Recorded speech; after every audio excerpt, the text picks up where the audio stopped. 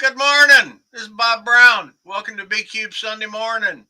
I got to shooting the breeze and with folks, and then Cliff is working with Kate to get something going on the microphone. And I said, "Wow, I've got me and Tony are sitting here when we should be live."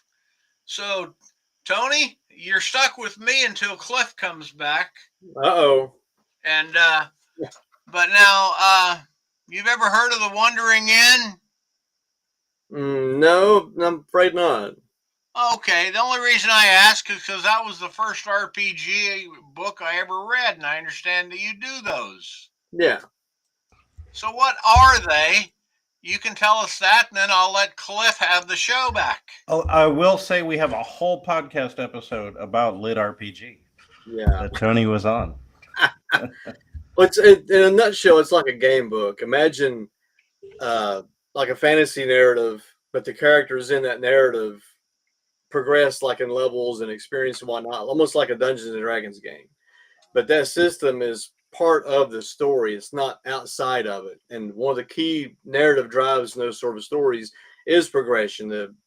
Acquire more abilities so you can make certain things happen. It drives the narrative. They're pretty neat actually, especially if you're a gamer or whether that's tabletop or video games. It's a really interesting subgenre. It's growing all the time. So it's pretty huge actually. Well, it's a growing segment of the book population out there. But since I asked you that as a way to talk about something that you knew about while we waited for Cliff, whom I kicked off the show because I thought he was troubleshooting. I am troubleshooting, but I'm doing it by text, so Oh, I'm surreptitiously troubleshooting. oh. My other guest is having technical difficulties. So, that said, Tony, well, Cliff, I'm going to let you focus on that. It's important, but it's only like periodical. I can open the show and get the ball rolling. Allow me to resume my normal position. Hold on a sec. To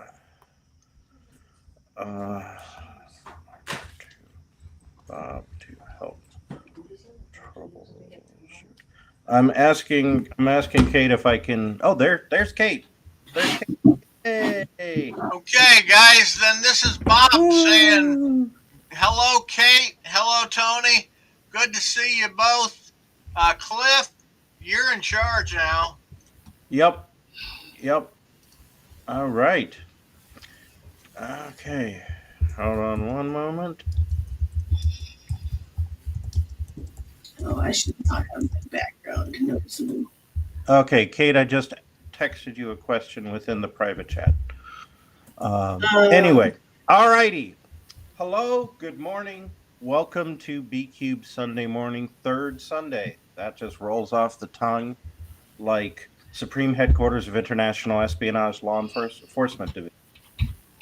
Used to roll off, which is what SHIELD used to stand for. So I've got two wonderful guests and a wonderful subject. The wonderful subject is families in science fiction, fantasy, and horror in all their glorious messiness. And the idea came to me last Sunday because it was Mother's Day. And so I'm like, yeah, let's talk about like not just mothers, but families in all their messiness. And I've assembled an expert panel in messiness. I have two writers, Kate Johnston, who, in addition to being a wonderful writer, is the editor of a forthcoming anthology on dinosaurs that I can't wait to get my talons on. And she's gonna, and she has a cat. And the other, and I know Kate pretty well, and I know that she and I are both on the same wavelength about messiness of families. So I wanted to make sure that she was on the show. And then Tony Peak is the author of Inherit the Stars from, was that Daw or who published that? Penguin. Yeah. Penguin, as well as Signal, the Delta Desperados trilogy, the Eden trilogy, the Redshift Runners trilogy, and now I gather a forthcoming military thriller that he co-wrote with a military person. Yeah, that's coming out Tuesday. It's Tuesday. Called Punk's Force. It's about it's a very real world in terms of like, could a U.S. aircraft carrier be brought down by a hypersonic missile? A lot of technical stuff. It's a lot of fun to write. That sounds awesome. That sounds like a really great opportunity to kind of stretch your wings in a different flight path. So, all right. So let's get the ball rolling. I'm gonna use my moderator privilege to get the ball rolling by talking briefly about my very favorite messed up family in fiction, which is the Royal House of Amber.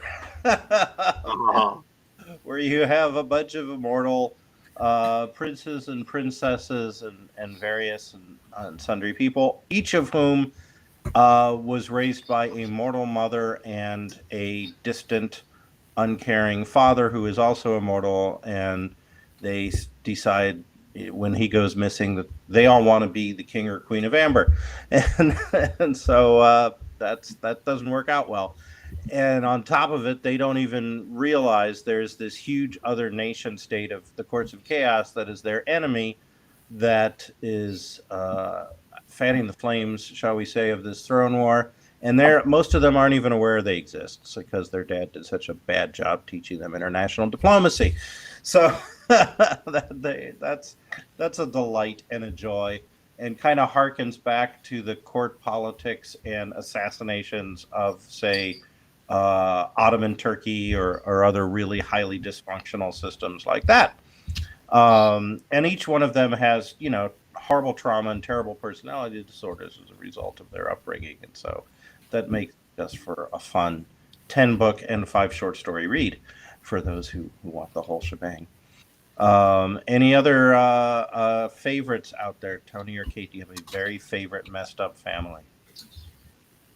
Oh, I of course have a list. That's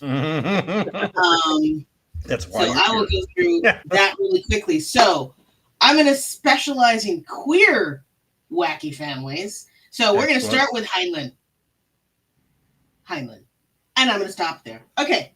You could have a whole hour on that. I know. Foz Meadows has wonderful queer families in her YA duology. Alex White has people who should not be forming a family under any circumstances, and under every circumstance, they do. James S.A. Corey has, the space polycule that we're all aware of.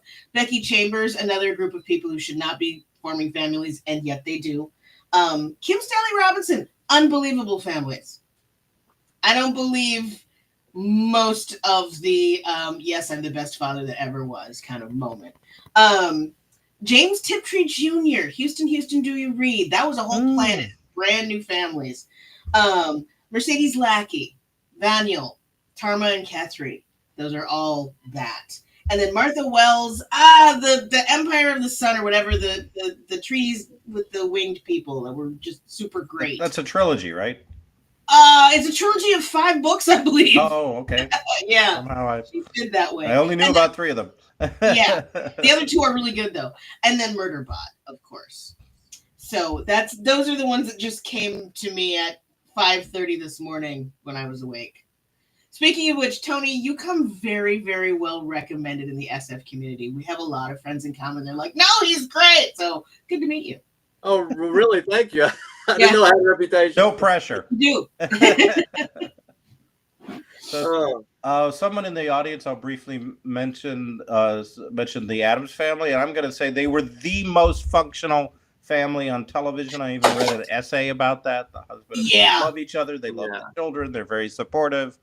The staff, namely Lurch and Thing, are very supportive. The extended family is loving and caring, and they are probably the most functional family in literature. And they had their own style and were super method about it. Yeah. Yeah. So, anyway, Tony. Like as far as families, the ones that pop off my head. You have the most popular ones like Skywalker family from Star Wars, or you have like the Starks and whatnot. Well, and any of the families from A Song of Ice and Fire. Yeah. The books and the TV show. Two of my personal favorites is, of course, the Atreides family from Herbert's Dune, just because of just the intrigue and the betrayals of what these people will do, just to for their own ends. And there's Middle Earth. Middle Earth, you have like of course, the hobbits and all that, but I've always been really drawn to Elrond and Arwen. And I guess Jackson's movies help help that a little bit, because you don't get a lot of that in the books, but in the appendix. Yeah, Yeah. you see that portrayed really well in those films. And I like the found family aspect. And Talk about that a little bit, because we were definitely going to get into that. Well, one of my favorites is The Expanse. I love The Expanse books, and you have these people that don't necessarily get along in the beginning, that crew, and then they just become tight. I'm a big believer in real life that your family is really the people that care the most about you and will always be there to support you. And that doesn't necessarily always mean you're related to them by blood. And that's The Expanse is a good example of that. In fact, not trying to, plug my own work here, but a lot of my books end up being that way. Is you have people from different backgrounds and whatnot that are brought together for one reason or another. And by the end of the story, they've become a family. It's because of their experiences. And I guess partly because they can tolerate each other, but I feel like in dramatic moments, that's when you really, see who people are. They show their true colors. And that's when you can find your tribe, so to speak. So what do you think, Kate? I think one of the things that makes people into a family is that outer pressure. That's just kind of how humans work, and we haven't really found anything alien enough to convince us that other things don't work that way, because work that way. So yeah, I mean, it's one of those things where I think the first person who's actually going to write literally convincing alien from every direction, it's not going to be readable. Probably not. No. Yeah. So yeah, it's that external pressure, and in the terms of The Expanse, it drove them together, and then it also drove them apart, which was also kind of neat in the way that, okay, we're going to fracture, but not along the lines you think we are. Yeah. And it didn't. So yeah, I loved that. I really did. There was so much about that series that was so well done on screen and also off. They really cared about who their production team was. They made sure they were paid well. They made sure they were treated well. Bobby, the actress that played Bobby, never fainted in that suit because it was like an astronaut suit. It had water cooling. And so she wasn't having the same problems that, say, 7 of 9 was having 2 decades earlier with hers. So that whole thing was an example of, this is how you do things the right way. And I am just so glad they were there. Yeah, well, since you mentioned, the dramatization, I'll say that there are other families that, happen in real life in that manner. Military units become families if you go through basic training together. Casts of productions, especially long-running productions, become families. Anytime you throw humans together with people they wouldn't pick on their own, and yet you're stuck with them, you become, more and more family-like in some way. You get used to each other's quirks and annoying things and just deal and cope, Yeah, believe it or not, hospital employees are a lot like that. Oh, I believe it. Yeah. My wife is an emergency room doctor. Oh, yeah, she is. Stories. And also because one of your furry and family members made an appearance earlier, I'll say that the animals that we choose to live with or that we adopt are families, which if you're writing, can be analogous to aliens who, form family groups. Some of the more interesting of those were in the C.J. Cherry Fated Sun trilogy. There were some alien families. I'll also, as an example of really messed up family life, the aliens created by Neil Asher, the Praetor, which are based on crabs. The big ones just eat the little ones when they're hungry. They'll grab one, and and so the ones who are big are the ones who managed by luck to survive all of that when they were small.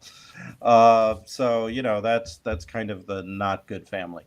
And the other thing is a theme that's near to my heart because I was adopted is the theme of adoption. That it runs through Star Wars in a kind of messed up way. Yeah. in a big way. There was actually, and I'm not going to spoil it for those who haven't seen season 2 of Andor. In season 2 of Andor, we were introduced to a actually pretty functional adoption. Even though it began with trauma, there was a massacre survivor who was adopted by someone who was decided to quit the military that was doing the massacre, and they form a bond that is forged in trauma and continues through trauma for the entirety of their connection. But for dramatic purposes, really great. For like lived experience, rock bottom. Yeah. But in the end, the parental figure maintains that parental love and to the very end, right? And does the parental thing, kid, even though the kid at this point is an adult. So if you haven't seen season 2 of Andor, it's the I'd love to see season 2 of Amber. Season 2 of Andor, it's actually probably the best adoption in all of Star Wars. I mean, the rest of them are pretty messed up. I guess Princess Leia had a good childhood, She did, yeah. But I don't know. There was one bit where some bit of Star Wars where Bale's like, "Well, we'll adopt Leia. We always wanted a girl." I guess it was episode 3, and I'm just like, "Really? That's your okay." People do that. Sorry, Luke, you grew up putting poverty on a dirt farm.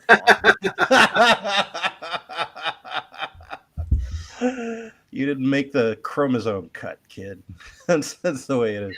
But humans are that way in real life, and it's usually the girls who get the short end of the stick. So, that's kind of fun reversal in a way. Yeah. So that's a big theme. Enemy Mine by Barry B. Longyear. Oh yeah. Which was made into a pretty good movie, but is a better book. Involves an adoption and entering to the family of the aliens. He has to go for the council and recite the lineage of the kid. Yeah. So that the kid is part of the family, and so that was a big deal. Yep. And there are 2 that are happening right now. We're waiting for them both to come back from filming of the X season. One is in season 4 and one's in season 2. Is Silo, which is so many versions of really screwed up families, and then also making them under pressure. And of course, perennial favorite, For All Mankind. I haven't seen For All Mankind. What? And, the Hugh Howey books, Wool, that started Silo. I've read the first one of those, which was a concatenation of like 5 stories. But I haven't seen Silo. And then the next series after Wool is Dust, which is also a trilogy. I have that in an omnibus, and then there's a couple more side stuff. But that is some storytelling, and frankly, the show is pretty dang good. Yeah, I've heard it's a very good adaptation. I haven't had a chance to watch it yet. Yeah, and it's got some Game of Thrones alums that are nice. Sure. But it's talk about a pressure cooker environment. They're literally in a silo underground. Yeah. You can't leave. You will die if you leave.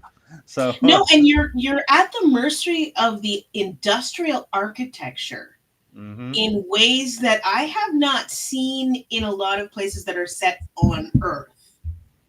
And that turns out like the architecture itself becomes a player in how the plot comes out, and it's really interesting, and how people use surveillance for and against each other, from anywhere from I'm not touching you to yes, we're watching you do everything you do all day. So yeah, I'm more of the I'm not touching you. So. Yeah.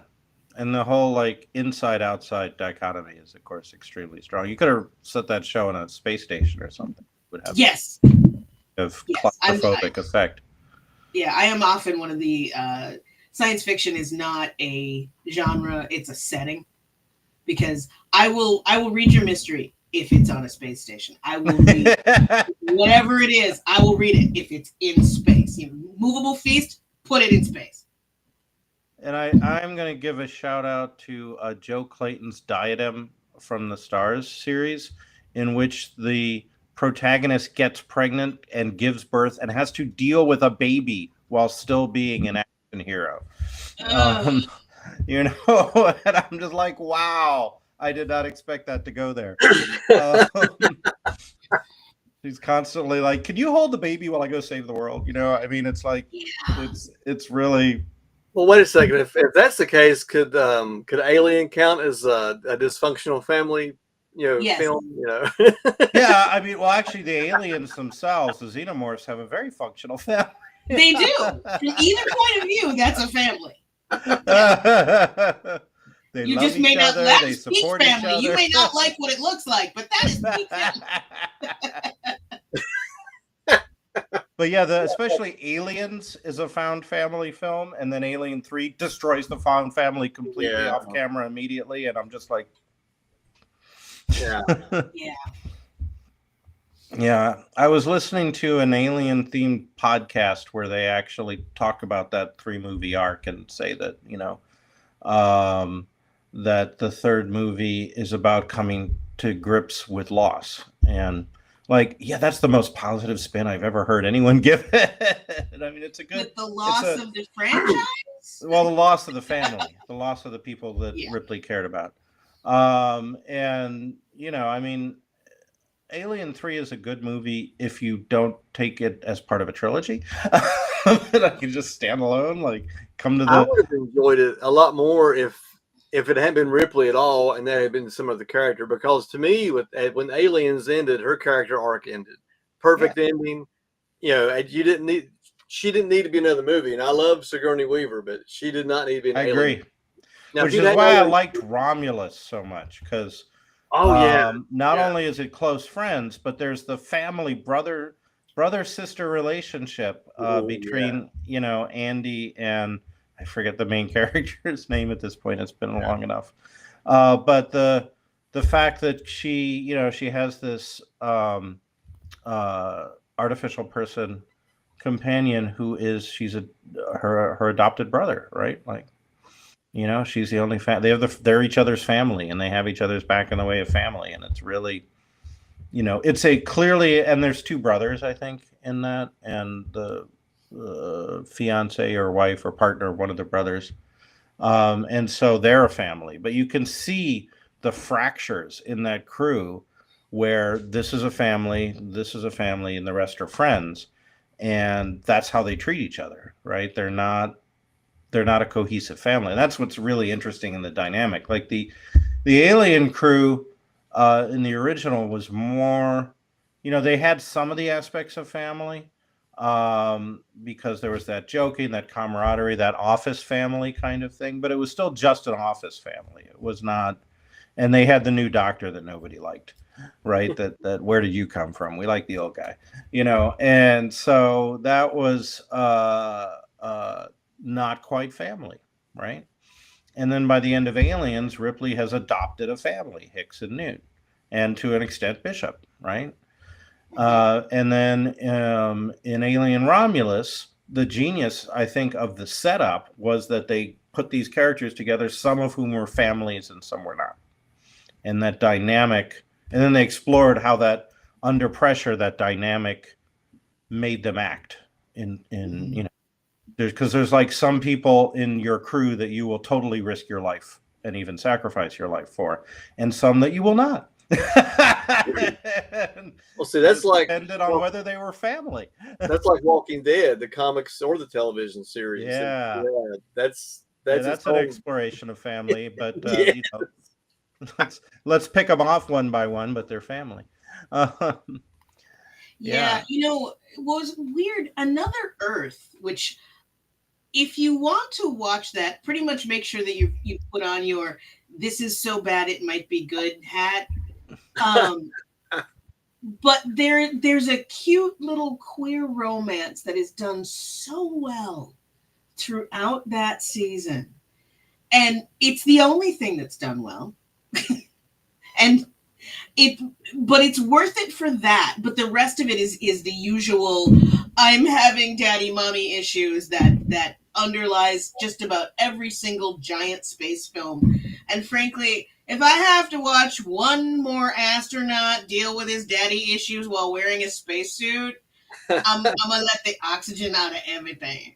Well, that's like Interstellar right there. Yes. I cannot the new one with rewatch Brad that Pitt film. is the same thing.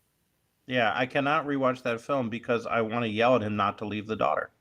Like, I don't care if the Earth's dying, don't leave your daughter.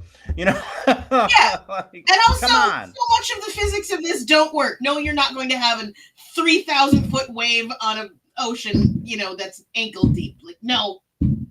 So, yeah, it just... On the other hand, awesome soundtrack by Hans. Yeah. Yeah. I would be willing to watch it for just the space shots and the soundtrack. Just that. Get rid of the dialogue and the characters. Yeah. We're a bad today, that family. And where would Let's we talk be about with... the family of the solar system, okay? How about number 9, the redheaded stepchild of everything? No. Yeah, there you go. And then speaking of families in space, Lost in Space. Yeah. Classic family. Did you watch the new one? I have not seen the new one. I saw I watched the original as a child, and I saw the movie that came out that was panned critically by everyone, but I liked. Yeah, I with watched Gary Oldman as Dr. series Smith when I was in quarantine in Canada and had nothing better to do. But it didn't suck. I was actually fairly charmed by it, and I did not watch the original because it wasn't on when I was alive. So yeah, the first season of the original is worth the black and white season, well worth watching. It's good science fiction even for chunks of it. I learned about extreme elliptical orbits watching that show because the planet moves at such an extreme elliptical orbit that it freezes and burns, and they had to like trek across the continent to a different temperature zone because of that movement. Yep. Okay. And then of course they had to fight a giant furry cyclops because why not? But what about the Cyclops family? That's what I want to know. No, we only see the one because they only had the budget for one costume. But another show about families, Land of the Lost. Yes. Oh yes, classic. You got Chaka's family, you got Marshall, Will, and Holly, you got Enoch just trying to get back home. You got they adopt a brontosaurus, right, Dopey? Okay. And so they have a house pet, kind of cave pet, and and the Sleestacker family, of course. Mm-hmm. Yeah. So that was, but Rick Marshall was like being the dad all the time, teaching the kids survival skills and being wise and giving 110%, probably crying himself to sleep in his sleeping bag every night, but we don't see that because during the time that the kids are awake, he is on it the way a parent has to be on it if they're doing a good job. So another good one, and this is in comics, is Saga. I highly recommend that. Oh yeah, that keeps winning Hugos or getting. And it's very good. I've read that series. You have the couple, or it's a mixed couple, different species, and those species are at war, but they fall in love, have a daughter, and they raise her, kind of while they're on the run, at least in the beginning. It's as far as a family, you know, it's not necessarily family friendly now. It's an adult comic, but it's definitely it's worth checking out. Very strong, very the emotional beats are just damn near perfect in it. It's very good. Nice. I keep thinking about Spock's family, delightfully introduced in Mission to Babel. And Kirk's like, well, we're in Vulcan. You want some shore leave to visit, your father and mother? And he's like, the ambassador and his wife are my parents. and Kirk's like, ooh. Okay, now you got to talk about Cybok. Come on, you got to talk about. Yeah. So he keeps acquiring siblings. He has Michael, his adopted sister. He has Cybok, who is nuts. I'll take Michael.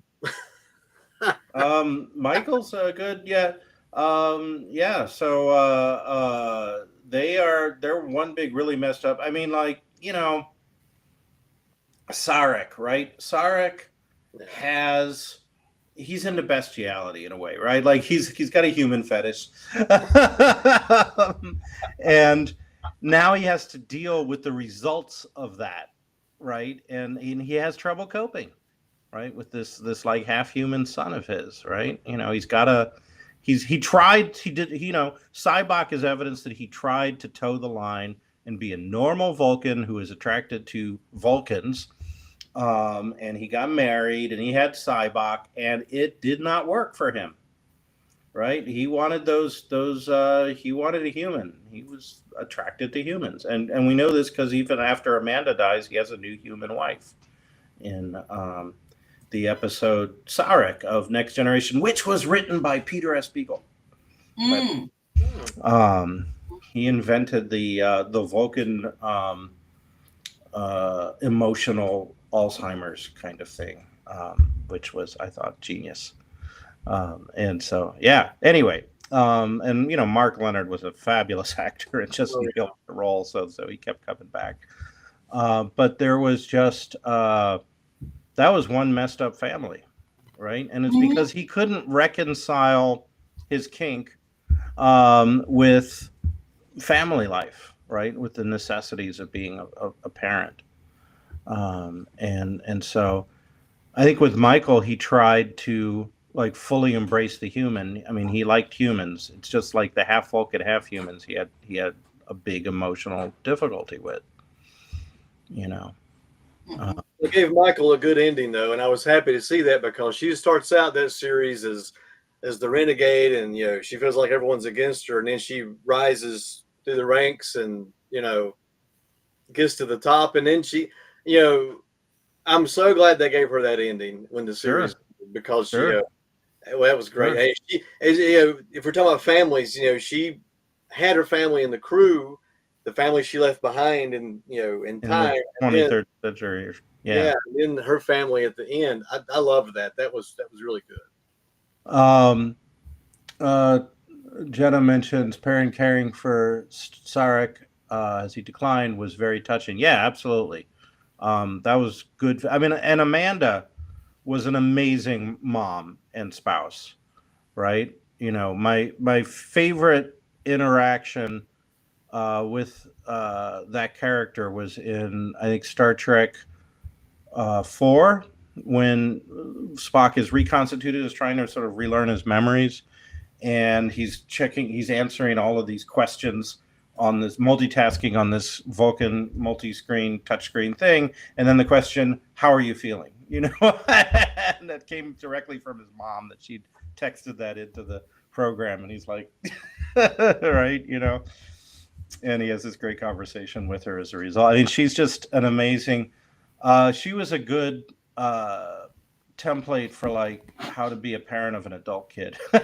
Yeah. So yeah. That's I don't know what I watched, but it was, and I think it was from the new series, but it was a moment of him talking to his mother, and he finally got a moment of how much she had to give up to be with a Vulcan.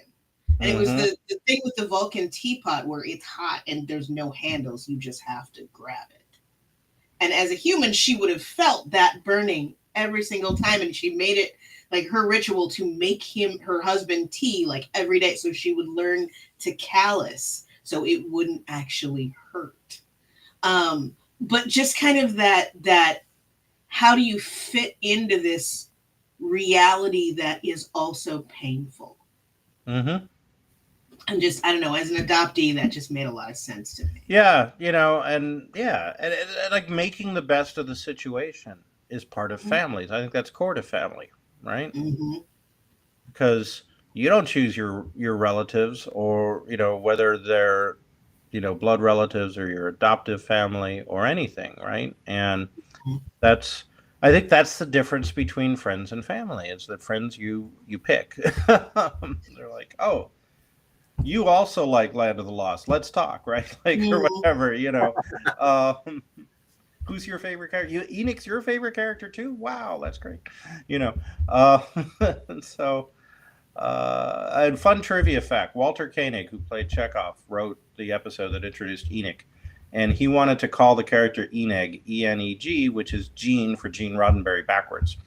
And they wouldn't let him because it was too on the nose, so he changed it to Enoch. But I think that's like a reference to the Star Trek family of the cast and crew and showrunner, and the fact that he felt like David Gerrold was the showrunner for the first season, who wrote Trouble with Tribbles. And so they were all part of that Star Trek family of not the characters, that behind the scenes, the actors, the staff, the writers, the showrunners. And he wanted to preserve that family. He wanted to refer to that family. So that's a fun bit of Land of the Lost family lore.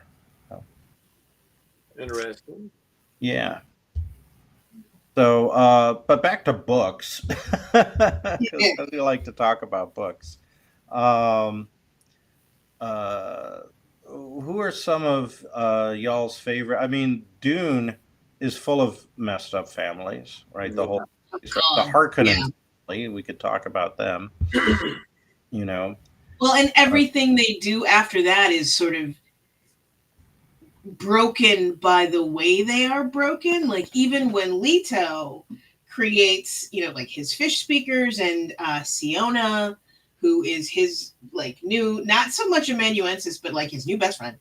And he is still so broken by who he had to become that whole group of people are sort of twisted in a way that he doesn't really perceive, because he can't. He's in the water, and he made the water, and it's polluted, and he doesn't.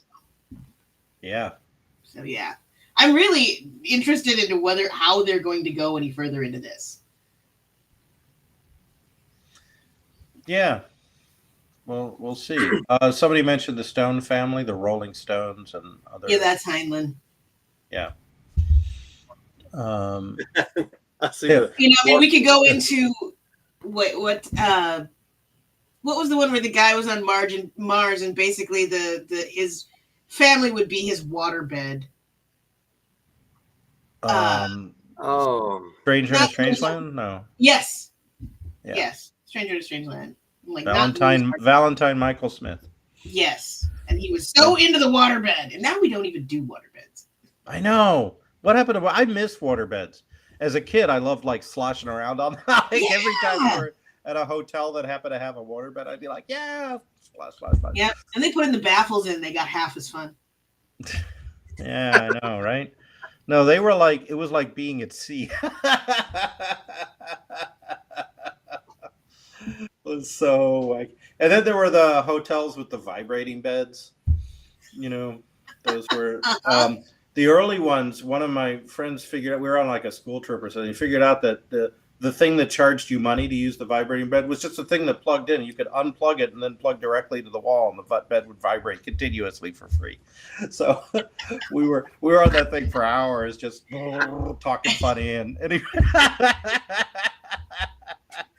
Oh, This is where dating ourselves. This is back when right. Yeah, what can I say? We have to date ourselves. No one else will date us. Anyway.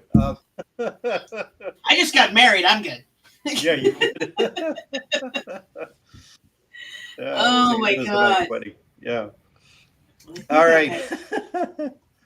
had- Yeah, and so there's a theme. Someone, Karen G. Anderson. Hi, Karen. Oh, okay. Mentioned like the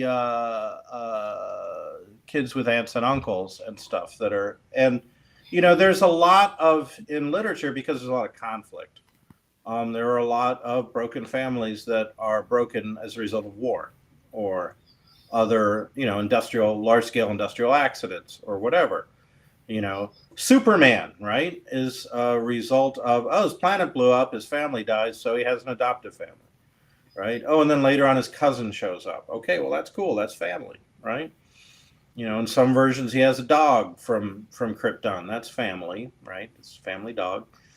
And so Batman and Alfred.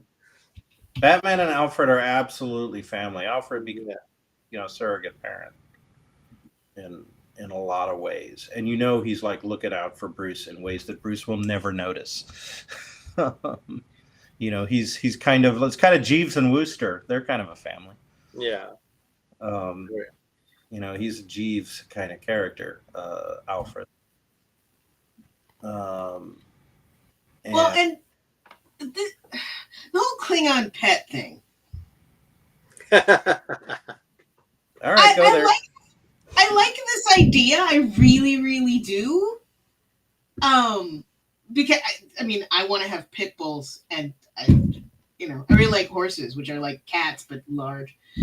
But it just, I wanted more, basically, of that, because at some point I want to write the alien anthropologists coming here and like digging into what's left of our civilization and going, they had carnivores living in their houses. What the hell is that? Why? Who would do this? This person had lizards. What is that? Because do other cultures do this? And we have never seen that other than Star Trek. Really, there's not a lot of other animals having pets. There's not a lot of like aliens who ride other aliens who are their commensals, who outweigh them by a factor of 10.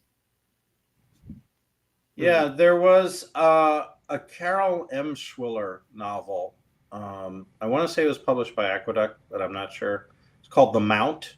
Yeah. It's about aliens who've taken over the Earth and turned humans into horses, basically. Yep.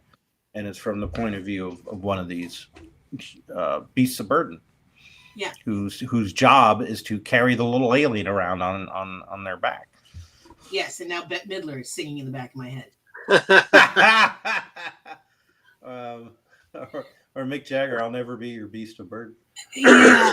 So yeah, there's a whole bunch of stuff. Like, we have things, we often imagine that there are horse-like objects in other places, and we get to ride them for hundreds of hours and they never tire or get sick. But little carnivore, cute fluffy carnivore. Little. But yeah, little is relevant. But yeah, we don't think of that in terms of when we populate our aliens' lives. Do they have wolfhounds? Mm-hmm. Or chihuahuas? That sort of thing. I came across a story the other day, and I was slushing, and they were like, well, it had the. It was a world, and then they spoke. I was like, oh, we're Earthers from Earth and we speak Earth? Is that where we're going with this? And I was just like, nope, that's large check mark against you.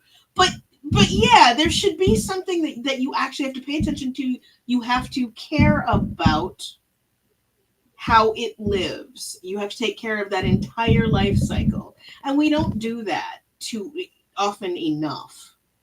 So the movie La Planète Sauvage, which was in English as the Fantastic Planet, I think. Okay. It's an animated movie in which the very long-lived, ginormous humanoid aliens take humans as pets.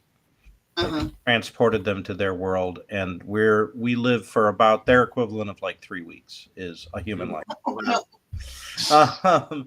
And so we're like goldfish. You know, they dress us up in little like outfits that are like silly versions of their outfits and keep us as pets. And there's wild humans who've escaped and gone into the backyard and bred and to cause problems. And, anyway, it's a fascinating movie. I think it's in English as The Fantastic Planet.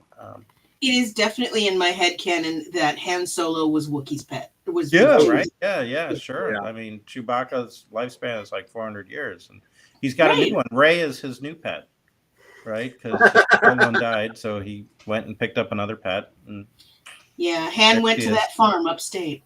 Yeah. God. Andrew Lucas mentioned the Venture Brothers, which is the messed up family version of Johnny Quest, which is a weird kind of family, right? Because it's like Johnny, his dad, his kind of adopted brother sidekick, and the bodyguard who keeps them alive, right? Like, and Bandit, the little dog. Dr. Benton Quest and Race Bannon, who are totally not having a relationship. Right, yeah, of course. Yeah, no, he's not Dad's gay lover. He's just, no, just a hired help. And where did they get Haji from? Like, how many camels did they pay from him? That's what I want to know. Yeah, we just got this kid. We picked him up in India. We were in India, like, we were walking down the street. The next thing we knew, he was standing next to us, and he just stayed. I don't know. We paid $10 to my friend Rudyard.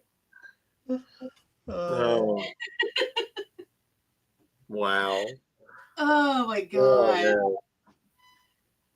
But yeah, and then I guess no discussion of family in science fiction would be complete without Jango Fett's family. Oh yeah, the massive extended family of what, millions? Millions of clones. Like, what would it be like to be Boba?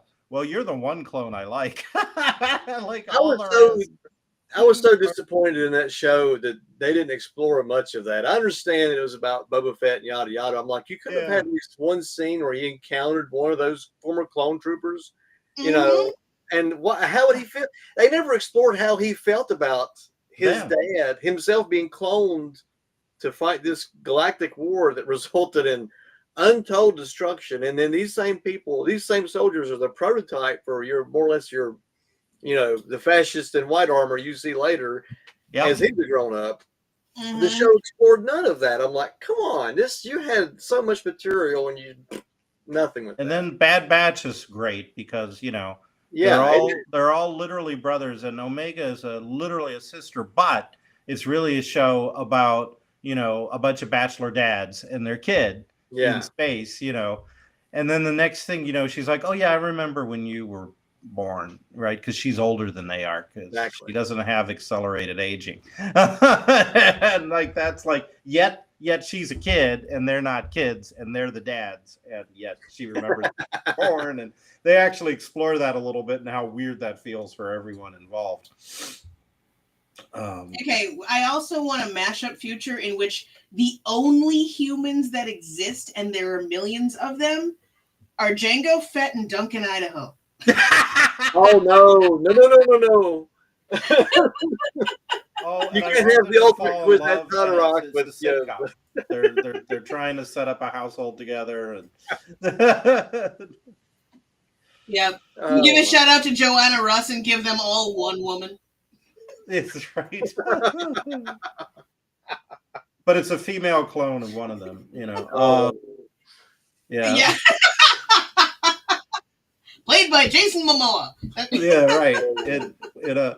He wouldn't even need a wig. He just has the long hair. It's good. He's good. Just, I know, right? It's lots. It's fine. Just put him in a dress. Wow. He's got range. He can do it. If you saw I went with my kids to see Minecraft. He was fabulous as the cowardly has-been loser. You know, where Jack Black is the action hero who can actually fight, and Jason Momoa is the character who doesn't know how to fight and who runs and hides behind Jack Black. Oh wow, that's funny. And that dynamic was just awesome because Okay, you just made me actually want to see that film. All right. Yeah, it's true. good. Yeah, It's actually good. They could have phoned it in, but no, it's brilliant. wow.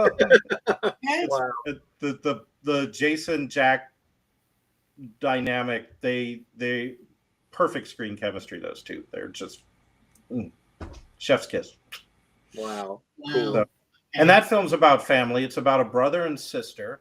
The sister is barely an adult. She's like 18, 19 years old. And she's now the legal guardian of her brother because their parents both died tragically recently.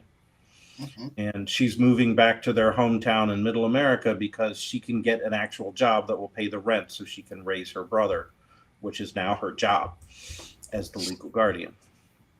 And that's a result. And so it's them, the real estate agent that did the house deal, and Jack Black and Jason Momoa that wind up in the Minecraft world together as a very disparate group of humans. And my kids had to explain the references. Oh yeah. That's So the that's best. kind of fun. One of the weird things about having kids, as a someone who grew up in fandoms, in various fandoms, is my kids are parts of fandoms that I am not a part of. Yes. And they have to explain it to me the way I had to explain that crap to my parents. Like I had to explain. Like I'll never forget. We're seeing like, okay, Star Wars came out. I'm a little kid, right? And or little-ish, and I saw it 6 times in the theater, and I was like read Splinter of the Mind's Eye, and once the action figures finally came out a year plus later, I had the action figures, and I was reading the comics from Marvel, and I was just living, breathing Star Wars. And then finally, after 3 years, Empire Strikes Back is out, and my parents take me in. Just before the movie starts, my dad leans over and he says, "I can't remember, the Empire, the good guys or the bad guys?" And I just looked at him like he was barking mad, and he got annoyed with me. Just answer the question. And I'm just like, How can you even? what galaxy have you been living in? Because I've been living in that one, right? Right? Wow. Because he just couldn't remember. He'd seen it once, and it was like, yeah, space movie, pew pew. That was fun. I'll take my kid to the next one.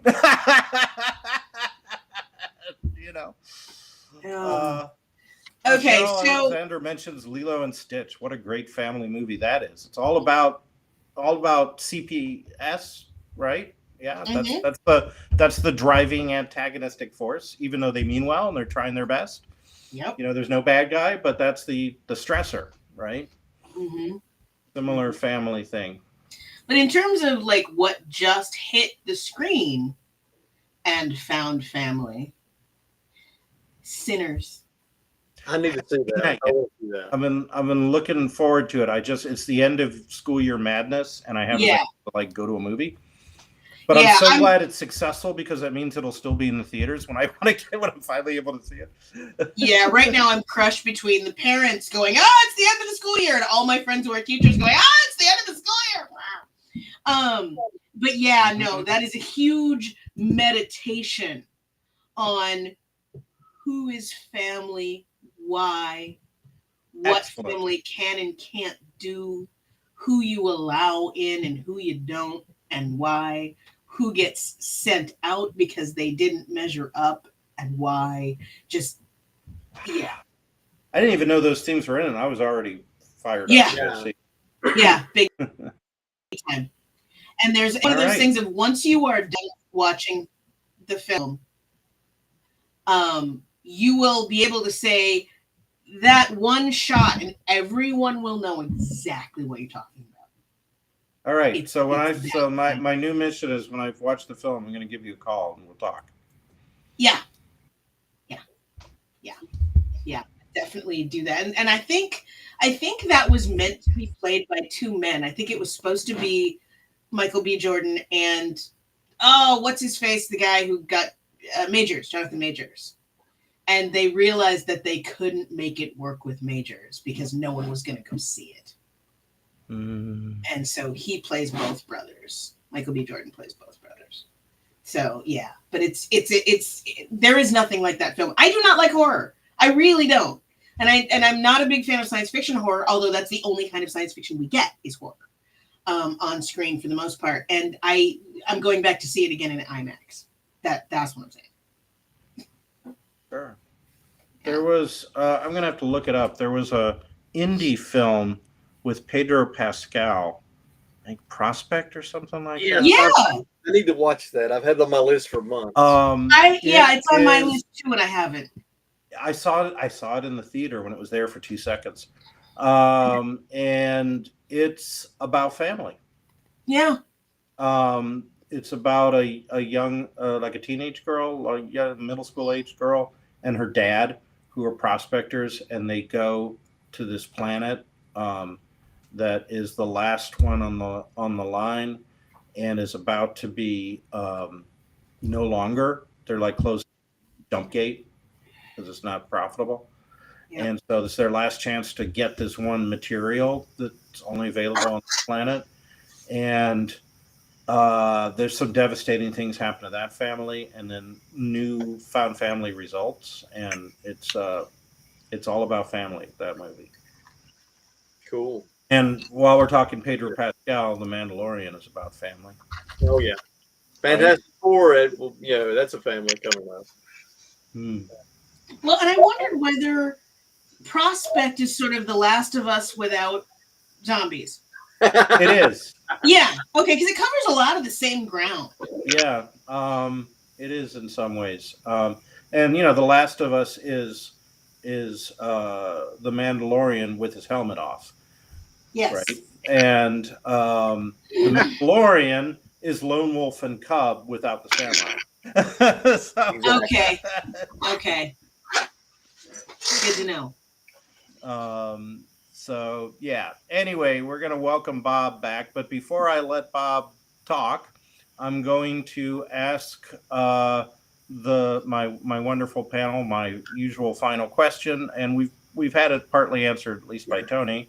What you would like to plug, what you're working on, and if you have any other family related media, books, comics, movies, plays, whatever, songs that you want to talk about. War of the Worlds is driven by family, right? He's trying to get back to his wife. That's the unnamed narrator, who in the movie version, at least the 1950s movie, they named Dr. Clayton Forrester. Anyway, which is where MST3K gets that name. So since Kate is leading over, Tony, talk to me about upcoming any family thing that last minute you haven't had a chance to mention, or what you want to plug. Tell us about the book. I've got a new book coming out Tuesday called Punk's Force. I wrote that with Ward Carroll. He's a retired naval aviator.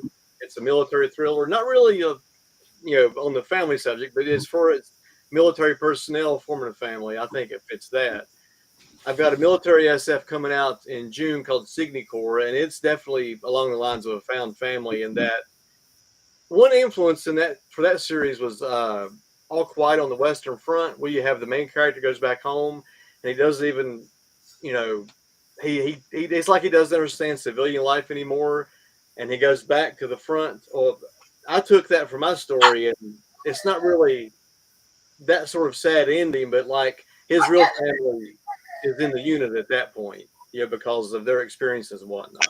Sure. I've got a new RPG trilogy coming out months down the road called the Twilight Company, and that's definitely a found family. You have people struggling to increase their abilities in this world, but they have to deal with, do you sacrifice friendships to do that? And in the course of the story, they, most of them don't, and that reinforces the bonds that their familial bonds, so to speak. Anyway. Cool. Kate? Well, you had a list. Anyone on the list that's not there yet? Yeah, I'm at work on the anthology, which is, I think, going to be called Because Space Dinos. And I just actually got a beta read on the 10K words I have on the Space Dino Navy. Yeah, I know. And it was someone who I'm really afraid of what they're going to say, because I know they hate some aspects of what I did, so it'll get a lot better real fast. I'm looking forward to that, because Yeah. I think of them as the mess hall dinos. Yep. Because that's mostly the bits I've read. And it's probably going to make, like, Tony, at some point you're going to read that and go, oh my God, why did you do this? Because... But also Giganotosaurus, I slush for them, and I know what is coming out over the next 6 months, and it's fantastic. There is one story about queer families that I opened that to read. It was just like, oh, I'm gonna hate this. It's gonna be formulaic, and by sentence 3, I was like, oh my God! And I went through. In the process of a 7,000 word story, I don't usually cry. Wow. Yeah, and I put it in as a 9, or no, I put it in as a 10, because it was perfect, and it was just superlatively perfect. The other guy put it in as a 9, so it counted 9.5, and he was like, I think it's undervalued at 9.5.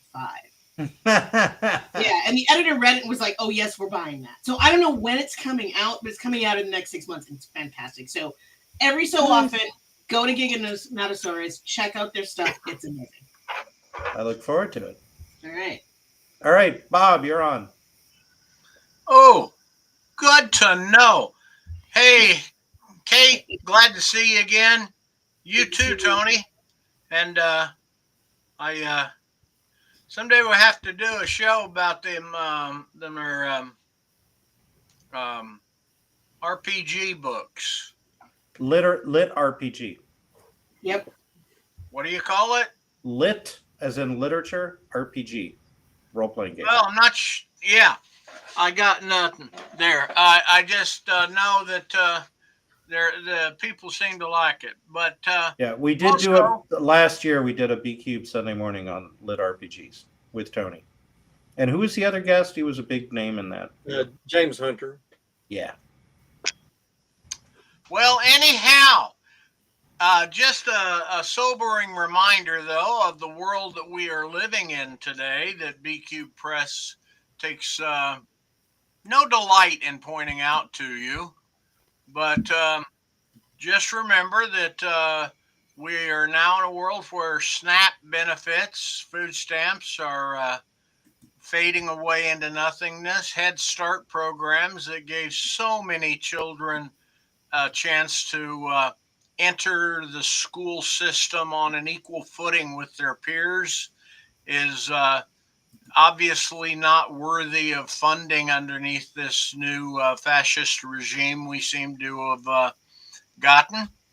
And but at the same time, he gets to give himself a 400 or they call it 40 million, but we all know it's closer to $100 million birthday party. By seeing how many tanks he can drive down the streets before the asphalt crumbles. Well, with all of that said, not to depress you, but to remind you that we only have one way out of this, and that is to resist, resist, and resist.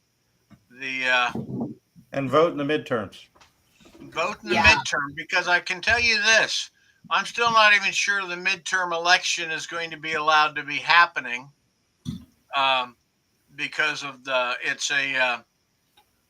it would end that majority that little weasel, Mike Johnson, who is now vowed to end the separation between church and state.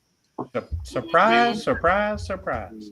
When the Speaker of the House vows to overturn one of the most fundamental principles of our democracy, it's almost as if we had a president who says that due process is a waste of time. Almost. And we have a book about this from BQ Press that just came out on January 20th. Alternative Liberties. But and it's a good book, and I haven't announced the sequel plans yet, so I'm not going to here. But I will tell you this, guys. It is up to us, the people. It really, really is. Running for school board, canvassing your district. You know how hard it is to get out and knock on doors? Most writers are introverts, but I tell you what, that's what it's going to take for us to overcome what we are facing in this society, because these people with the money, they now control our media. They make sure that we know what's good and what's bad, and it ain't what's necessarily what's good and what's bad. So just that reminder, and hug your family, because while the Star Trek families we talked today about, I mean the fantasies we talked today a lot, or you guys did, about found families. The family you have is the family you have, be it found, be it blood relation. But just remember, in this culture that is coming with the oligarchs, only family we have is going to be our own, found or blood, and we got to love it and take care of it. And one final thing before I go, I didn't hear much talk about Superman, but crypto is back. Yes. And Yep. pets I are mentioned part crypto. of our family. I And absolutely mentioned him. And next week we have the one and only Jim Wright and David Gerald. David Gerald of Land of the Lost and Star Trek fame, who we also mentioned earlier and, in this. And a man who built his own family. Yeah.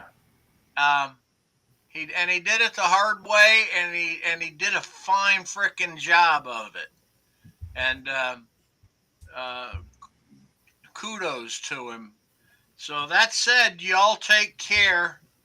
I am going to do a quick shout out to my favorite family, the Rover family on Mars, the most functional family in the universe. I used to like the Swiss Family Robinson until I found out that it was really a time portal that had all that stuff that they always needed and managed to find. Okay. Well, alrighty. Later. Bye-bye, everyone. Care. Thank you for coming. Thank you all for coming. Thanks for having me.